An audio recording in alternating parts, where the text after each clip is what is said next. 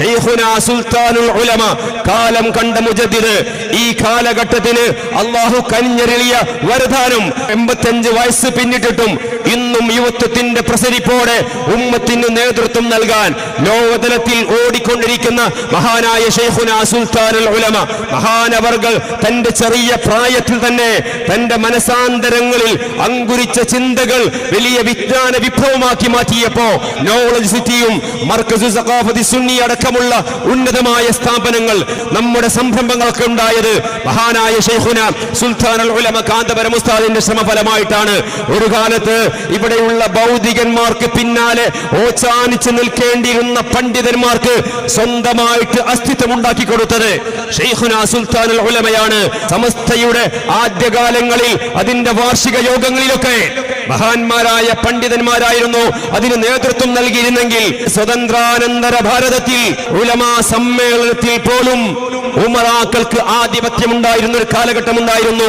മതം പഠിക്കാത്ത, ധാർമ്മികതയില്ലാത്ത ഭൗതികന്മാരായ രാഷ്ട്രീയക്കാരും ഇവിടെയുള്ള ഭൗതികന്മാരും അത്തരം ആളുകൾ ഉലമാക്കൾക്ക് വഴി നടത്തേണ്ട ഒരു സാഹചര്യം ഉണ്ടായപ്പോ മഹാനായ ശൈഖുനാ കാന്തപുരം ഉസ്താദിന്റെ നേതൃത്വത്തിലാണ് നവോത്ഥാന വിപ്ലവങ്ങൾക്ക് തുടക്കം കുറിച്ചത്.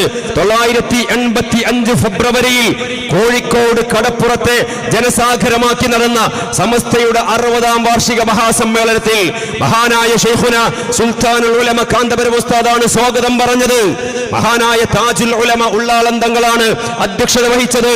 റഈസുൽ മുഹഖിഖീൻ കണ്യത്ത് ഉസ്താദ് അവർകളാണ് പ്രാർത്ഥനയ്ക്ക് നേതൃത്വം നൽകിയത്.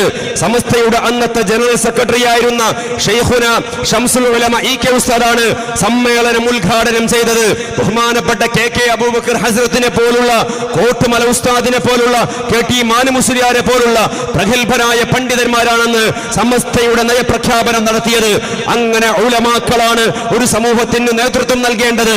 ഉലമാക്കളുടെ പിന്നിൽ ഉമറാക്കൾ അണിനിരന്ന് അവർക്ക് ആവശ്യമായ സപ്പോർട്ട് നൽകിയിട്ട് ഒന്നിച്ച് ഉമ്മത്തിന് നേതൃത്വം നൽകണമെന്ന പ്രഖ്യാപനം നടത്തുകയും ഈ ഉമ്മത്തിന് ഇസ്സത്ത് ഉണ്ടാക്കി തരികയും ചെയ്ത ശൈഖുനാ സുൽത്താനുൽ ഉലമ കാന്തപുരം ഉസ്താദ് അല്ലാഹുവേ ദീർഘായുസ്സ് നൽകണേ അല്ലാഹ്, ആഫിയത്ത് നൽകണേ അല്ലാഹ്. സമസ്തയുടെ ആലിമീങ്ങളുടെ നേതൃത്വത്തിന് കീഴിൽ താജുൽ മുഹഖിഖീൻ കോട്ടൂർ ഉസ്താദിനെ പോലുള്ള, ബദ്റുസ് സാദാത്ത് ഖലീൽ തങ്ങളെ പോലുള്ള, അമീനുശ് ശരിയ സയ്യിദ് അലി ബാഫഖി തങ്ങളെ പോലുള്ള, ഖുദ്വത്തുസ് സാദാത്ത് കുമ്പോൾ തങ്ങളെ പോലുള്ള, മുഹയ്യിസുന്ന പന്മള ഉസ്താദിനെ പോലുള്ള, സിറാജുൽ ഉലമ ഹൈദറോസ് ഉസ്താദിനെ പോലുള്ള, ശൈഖുനാ പേരുടെ ഉസ്താദിനെ പോലുള്ള സമുന്നതരായ സമസ്തയുടെ ഭാരവാഹികളും 40 മുഷാവറ അംഗങ്ങളും ഈ ഉമ്മത്തിന് നേതൃത്വം നൽകുമ്പോൾ ഒരു നിരാശ വേണ്ട, നമുക്കൊരു ആശങ്ക വേണ്ട.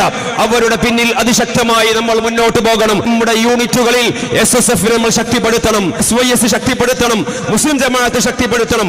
നമ്മുടെ ഈമാനിനെ കാർന്നു തിന്നുന്ന സലഫിസത്തിൽ നിന്ന് നമ്മുടെ ഉമ്മത്തിനെ രക്ഷപ്പെടുത്താൻ, ഇസ്ലാം മതം തീവ്രവാദമാണ്, ഭീകരവാദമാണ് ആളുകളെ കൊണ്ട് പറയിപ്പിക്കുന്ന ഈ സലഫിസത്തിന്റെ ഷർറിൽ നിന്ന് നമ്മുടെ സമൂഹത്തെ രക്ഷപ്പെടുത്താൻ നമ്മുടെ പ്രാസ്ഥാനിക രംഗത്ത് ശക്തമായ മുന്നേറ്റം നടത്തണം. നമ്മുടെ സ്ഥാപനങ്ങൾ നമ്മൾ സഹായിക്കണം.